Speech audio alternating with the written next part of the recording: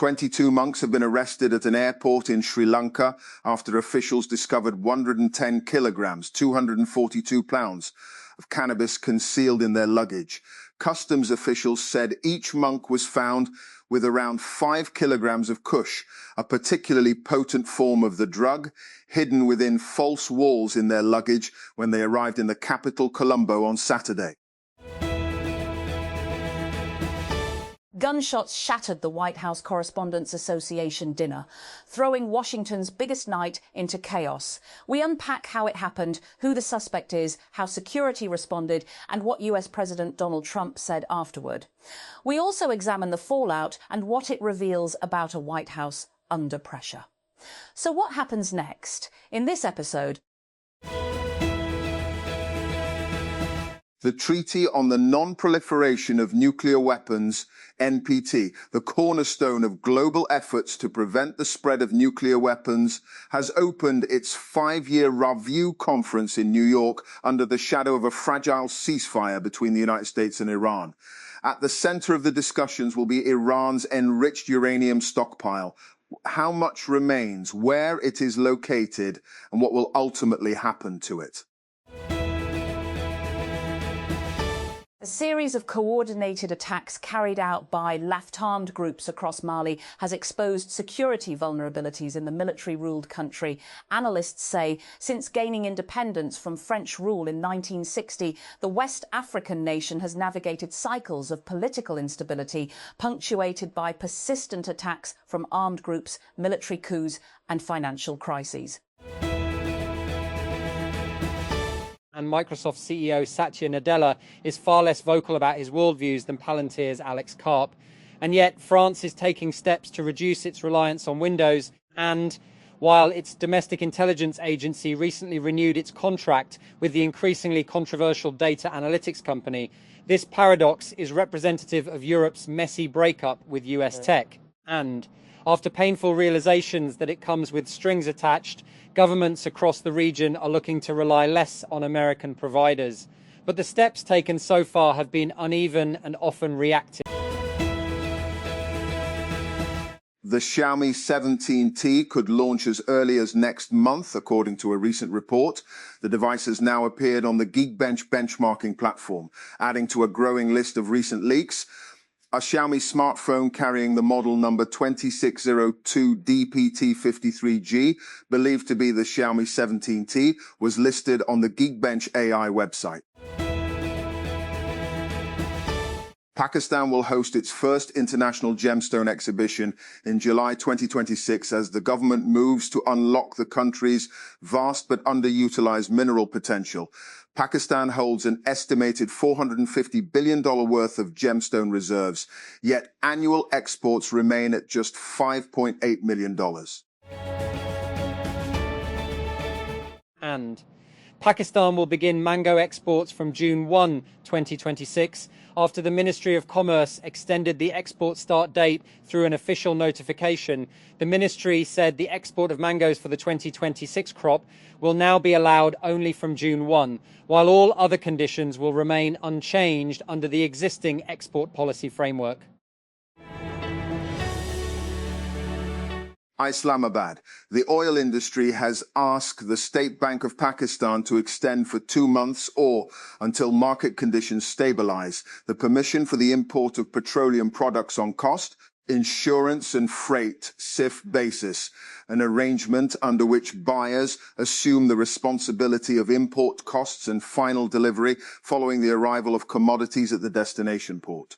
The request was made by the Oil Companies Advisory Council, OCAC, an association of more than 36 oil companies and refineries, to SBP Governor Jamil Ahmad in a letter on Monday, with around 2 weeks left for the 60-day relaxation to end. The Pakistan Virtual Assets Regulatory Authority, VARA, said on Monday that any agreement or pilot announced involving virtual assets required prior authorization. Earlier this month, the State Bank of Pakistan, SBP, had announced a significant policy change, legalizing and encouraging the use of virtual assets through the enactment of the Virtual Assets Act 2026. Under the Act, Pevara is the statutory authority responsible for the licensing, regulation, supervision and oversight of virtual asset activities in Pakistan. German Chancellor Friedrich Merz says the United States is being humiliated in its war with Iran, warning that Washington lacks a clear path out of the conflict as Tehran gains the upper hand. Speaking to students in the German town of Marsburg on Monday, Merz said the situation has exposed a deeper strategic problem for the US as he drew comparisons with past military debacles. A high-profile shooting incident that targeted United States President Donald Trump at the White House Correspondents' Association dinner has raised security concerns about the country's role as co-host of the FIFA World Cup 2026. US authorities said on Sunday that the gunman accused of trying to storm the White House Correspondents' Association dinner was targeting Trump and members of his administration. And China's top economic planner, the National Development and Reform Commission, NDRC, said on Monday it has blocked Meta's $2 billion acquisition of Manus and an agentic AI startup founded by Chinese engineers that relocated to Singapore before Mark Zuckerberg scooped it up late last year. The move marks one of China's most significant interventions in a cross-border deal and one that extends well beyond US-China tensions and into the broader AI industry. For Meta, it could deal a serious blow to its ambitions in the fast-moving AI agent space.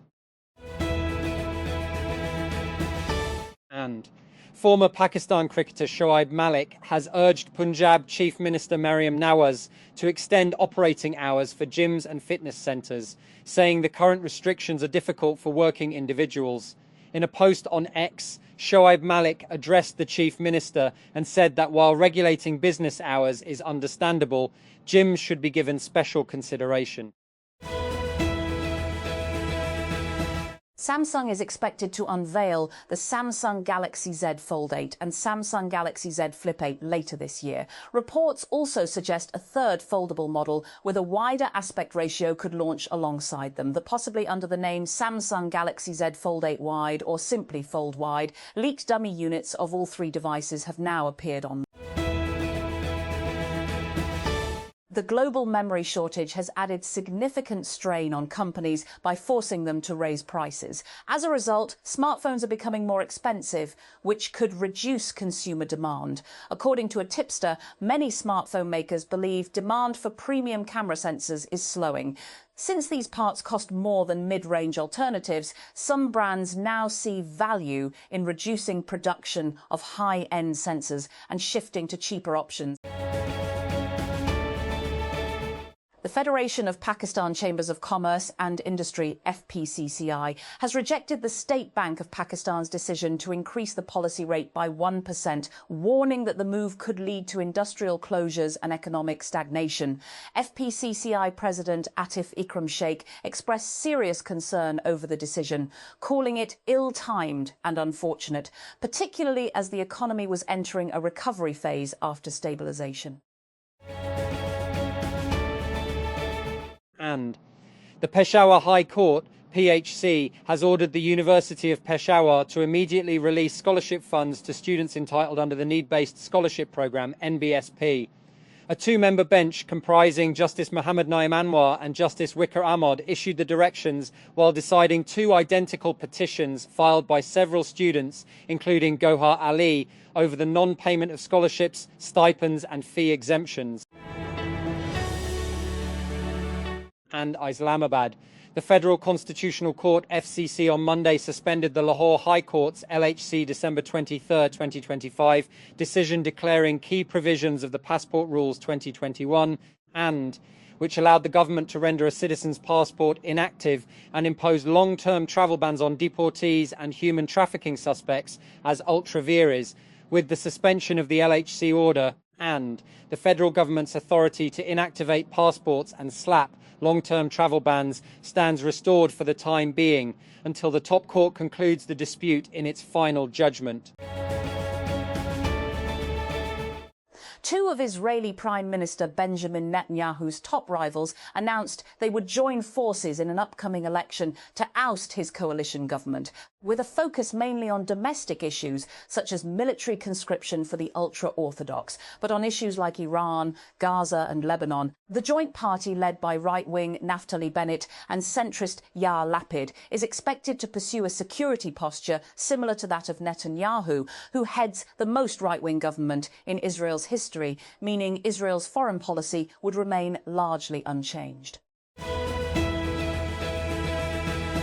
And Interior Minister and Pakistan Cricket Board (PCB) Chairman Mar Naqvi announced on Monday that Prime Minister Shehbaz Sharif had signed off on letting fans attend all three Pakistan Super League (PSL) playoff matches. In a social media post on X, Naqvi said, "Just had a meeting with PM Shehbaz and I am pleased to share that we have secured his approval for public attendance in all three PSL playoff matches as well." After a weekend of coordinated attacks across Mali by separatist fighters and Islamist militants, Russian forces who are in the country helping protect the military government have confirmed they have pulled out of the northern city of Kidal. In a series of social media posts, Russia's Africa Corps said they had left the locality along with Malian troops. And Real Madrid striker Kylian Mbappe is doubtful for the upcoming El Clasico match against Barcelona after the club confirmed he had sustained a thigh injury during his last outing. Mbappe's injury was confirmed by Real Madrid in a statement on Monday, less than 2 weeks before the May 10 fixture, which is the biggest match in Spanish domestic football. Who? Paris Saint-Germain versus Bayern Munich. What? Champions League semi-final. First leg where? Parc des Princes. Paris when? Tuesday, April 28 at 9 p.m. 19 GMT. How to follow? We'll have all the build-up on Al Jazeera Sport from 16:00 GMT in advance of our live text commentary stream. Whoever makes it through this Champions League semi-final will surely be the favourites for the final in Budapest in May, where either Arsenal or Atletico Madrid will await. Tensions between the United States and Iran have reached another critical juncture.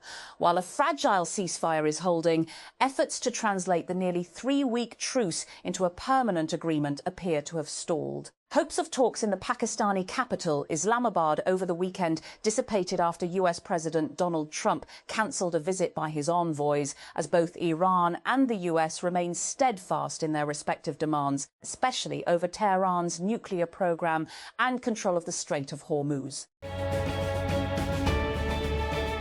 American energy technology company Itron has confirmed it was hit by a cyber attack in mid-April and that hackers had gained access to some of its systems in a legally required filing with the US. Securities and Exchange Commission late on Friday, Itron said it was notified that it had an intruder in its systems. The company did not say who notified it, but added that it subsequently expelled the hackers and has seen no signs of further intrusions to its internal systems. And there have been plenty of rumours about OpenAI's hardware plans, which involve launching a pair of earbuds. A new note from industry analyst Ming-Chi Kuo suggests that the AI company might be working on a phone in collaboration with MediaTek, Qualcomm and Luxshare. Kuo, who has reported on several Apple hardware plans in the past, said that OpenAI would develop a smartphone chip with MediaTek and Qualcomm, with Luxshare acting as a co-design and manufacturing partner. The Punjab Assembly has introduced a bill to amend the 153-year-old Christian Marriage Act 1872, sparking criticism from Christian religious leaders and legal experts who say the proposed changes fall short of comprehensive reform. Minority Affairs Committee Chairman Falbus Christopher presented the amendment bill, which proposes raising the minimum marriage age for both men and women to 18 years. And May 2026 could prove to be a holiday-heavy month for Pakistanis, with public holidays, weekends, Yom-e-Takbir, and expected Eid-ul-Adha breaks likely to push the total number of days off to 14 or 15. If an additional holiday is announced, the count could go even higher. The Punjab government has signed a major agreement to boost livestock and meat exports, marking a significant step towards strengthening the province's agricultural economy. Chief Minister Mariam Nawaz presided over a video link meeting where the government signed a Memorandum of Understanding, MoU, with 7 institutions, including Global Meat Company. Under the agreement, Punjab aims to export 1 million livestock.